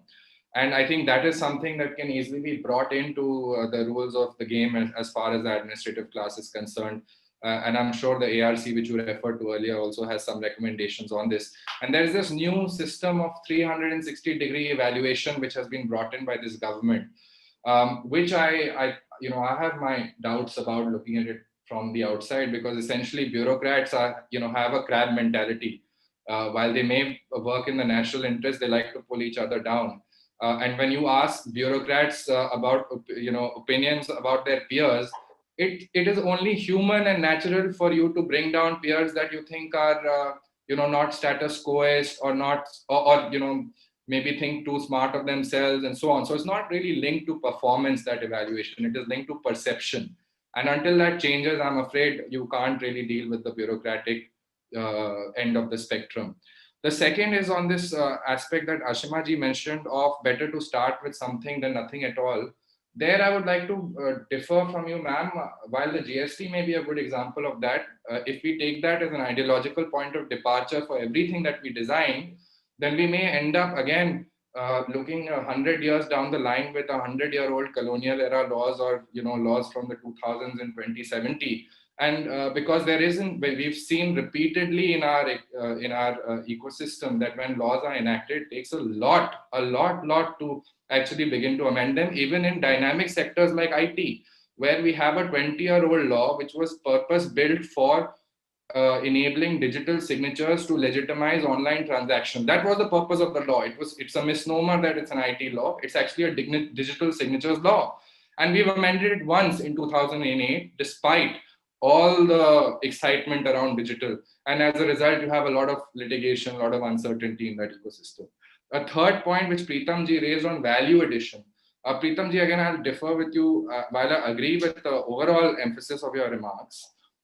Who determines the sequencing of value addition? Is it again the bureaucrat that you think is enlightened enough to be able to determine when an industry should put in more into value addition, when their market is ripe enough to actually invest here? And especially when you talk about the kinds of industries you want, the high-tech, high-end industries with the capital-intensive ecosystems that you need to build to be able to export or even produce at home.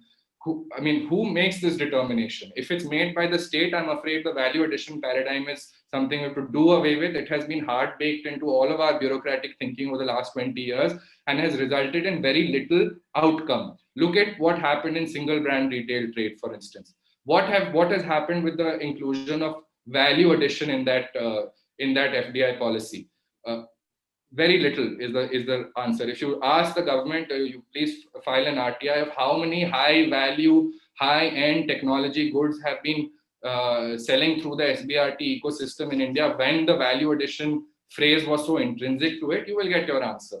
And the last point I have is on the standard segment, which GKG left us with, which is that I completely agree that R&D has to be linked to standards, but we have to nuance it further. We have to time these standards in the development and going to market with these standards with market transitions. We can't force fit standards onto mature markets as we've tried to do in many instances, whether it is in the case of set-top boxes in the TV industry, whether it is in the case of so many other industries. And we have an opportunity in new industries like telecom, where we have a indigenous standard of low mobility, large cell, which the TSDSI has been trying to push, but hasn't got support from the telecom operators. These are examples where standard setting needs support so that you grow the standard in sync with the market rather than after the fact. And that, of course, requires capacity building. And completely agree with you, Pradeep ji, that the BIS is a redundant organization with 3,000 standards for manufacturing and maybe 100 or 200 for services for an economy that calls itself a services economy. So we need a real rethink on how we do standard setting in the country, how we represent these standards and sort of the research that we have around this in international fora, where we tend to send undersecretaries who know nothing about markets or about engineering or about standard setting to represent the country. I think that in itself is bordering on a complete lack of focus on national interest when we send under-equipped people to represent India on standard setting across all fora. There is not one fora that I can think of where we have adequate representation for a country of 1.3 billion, which seeks to be a superpower. Thank you. Thank you very much. I have a Ashima? No, Vidisha? Yeah. We're about to close, so yeah. So I'm getting muted by okay. No, so I have very few just comments on some of the points raised. One on GST, I mean, the reaction that we need to start somewhere was absolutely fine when we began, but now it's been more than 10 years that we've come through, and I think it's high time that we did some kind of rationalization. On the export, the new policy, it's been long awaited, and what I hear from exporters is that they're getting extremely impatient with the fact that while this new policy of ROD TEP has been announced and apparently implemented from 1st January, the rates are still not known. So there is a fear that while the WTO non-compliant policies are being wound up, the new policy may not be as generous as that, and in fact it will be quite minimal, whereas it is supposed to compensate for all taxes and duties that are paid by exporters so that they can compete well, and that's not happening. Third point is on jobs. I think we really need the data on jobs. We cannot evaluate how well we are doing without any, the government data that comes out on jobs is, we are still talking about 2017-18 as the latest data point. Whereas in the US, you have monthly data and policies are constantly tweaked according to that data. So now we have private agencies coming up and giving that data. The government has made no comment on whether that data is good or good to go with or not. No, people do rely on the CMIE data, right? That's what I'm saying. That's a private agency which is putting out the data, and the government should at least comment on whether that is acceptable or not. What the government is also parallelly coming out with is formal sector data, the PLFS. Which doesn't tell us anything about the large, more than 80% of employment. Does anybody else? And one more point I had on the vaccine. I think Dr. Bhalla mentioned that this is happening everywhere, but I think it's slightly different in the West, where there is a lot of vaccine hesitancy which is leading to this problem. Whereas in India, a simple thing could have really prevented it, which is to allow the private sector to come in and allow them to vaccinate people, because we have a different infrastructure. The private sector is very much dominant in the health services in India, which is not the case in the West. And therefore, we need to bring in the private sector to administer the vaccines. That's all. Thank you. It seems Sujit Bhalla has also left. Yeah. Can I have just 10 seconds? Preetham, sure. Thank you, sir. So just to not 10 seconds, 30 seconds. Thank you, sir. So just to respond to Vivan, good point. I agree with you fully. I was not saying the bureaucrats decide, and it is not linked to investment decisions. My limited point was on export incentives and PLI, because there, if taxpayers' money is being used to reward you, it's being used to reward you for bringing in certain amount of employment generation, to bring in certain amount of productivity, and henceforth also value addition. Because as the example that I gave you, if I have a mobile phone unit, production unit, where all I do is get a, almost a pre-developed, unit and just assemble it together, but the final price of it is very high, and that is what is used to reward me, then I create a distortion, in the system. So we need to be careful. Again, all those PLI schemes are in different sectors, and they will have to look at the sectoral requirements of how the best thing is that we have all the data. 10 years ago, this wouldn't have been possible. Today, we have all the data that we need to do this. Thank you. Preetham, your 30 seconds have gone. Ashima, do you have any last minute comment? Yeah, I was just saying that GST was debated for 10 years and it was not going anywhere. So it was an area where you really needed to start. And also this PLI, I think that the point I made about non-discretionary intervention is very, very important. There should not be a bureaucrat there judging things. You have the data, as Preetham is saying, to measure properly. You design a proper system. It should be time-bound and it should be implemented without bureaucratic judgment and delay, and discretion. Yeah. Thank you. I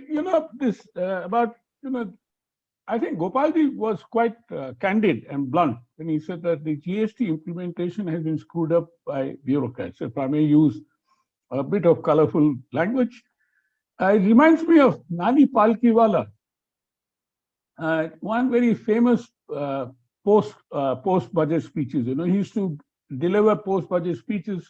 Those of you may not know or may have heard about it. He used to do it in a stadium, in say BCCI Stadium, Bombay Cricket Club of India Stadium, or BCCI Stadium. And he defined that budget as a bureaucrat's revenge. I don't know whether, Ashima, you remember this very famous speech she made. This was in 70s or 80s sometime. But Nani Palkiwala was always very enjoyable. No, but I think the point Gopalji made about ideology and the debate, I think we should recognize good things where they happen and not pull down everything. This crab mentality works also for exactly. policy. Exactly. I agree with you. I mean, there are a lot of good things which are happening, and they need to be encouraged rather than being lumped up with the lumpen elements of the governance structure. With that, may I request Bipul Chatterjee, my colleague and Executive Director of Cuts, to please say a few words, Bipul, to thank everybody. Thank you, Mr. Mehta. Let me, but before I thank our speakers, if I may, in a couple of minutes, make 2 or 3 very quick points. First is that, and this is because of our speakers, that in this forum, in this series, we are discussing various dimensions or aspects of competitiveness. We are not just doing that in respect to labor productivity or capital productivity. And that, I think, is a good thing. And the reason why I'm saying this is that if we look at the data, our total factor productivity over the last few years, it's growing. And it's growing at quite a good rate, actually. It's more than 3.5% over the last few years. And it's better than China, in fact. So it's not that things are not happening. Things are happening. We need to do more. That brings me to my second point, and very briefly, we need to grow more. There is absolutely no doubt on that, and I think there is a consensus on that, broad political consensus on that. Because unless we grow, how are we going to distribute or redistribute? So that's the point which we have been making.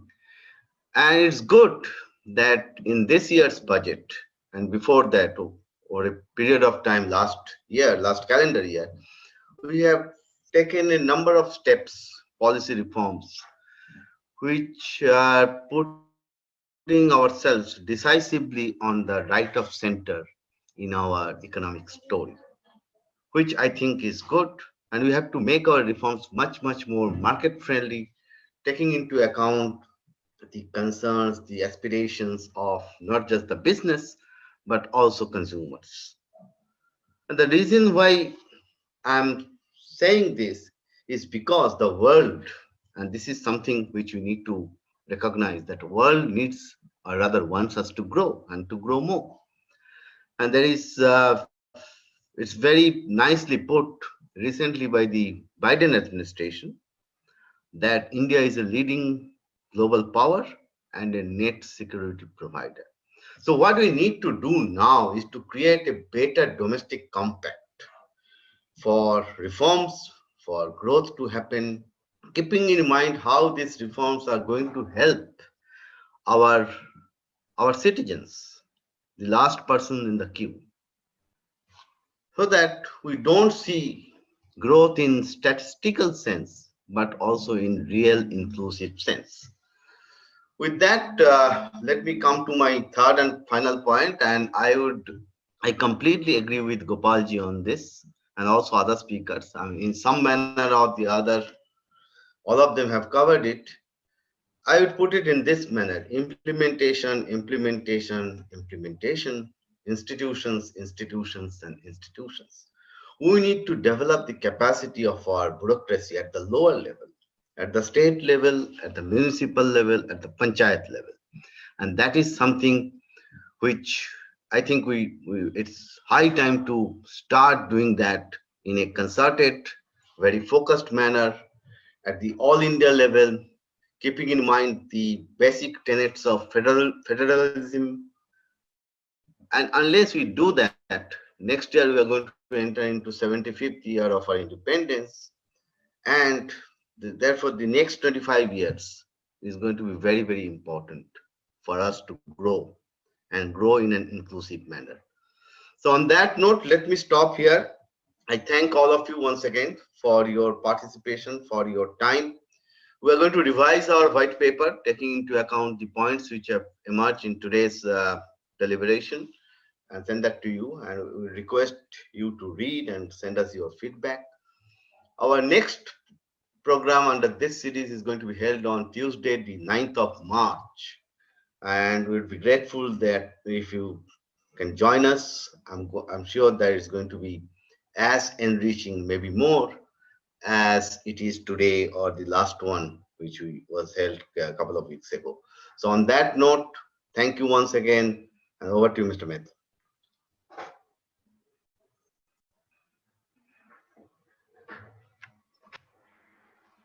I don't have to add anything beyond what you just said. And just to highlight one very important point which you made was, this is a policy seminar rather than an economic seminar. So we would like to deal with policy issues which can help us to take forward the agenda that we've chosen to advance. With that, let me again thank you all once again.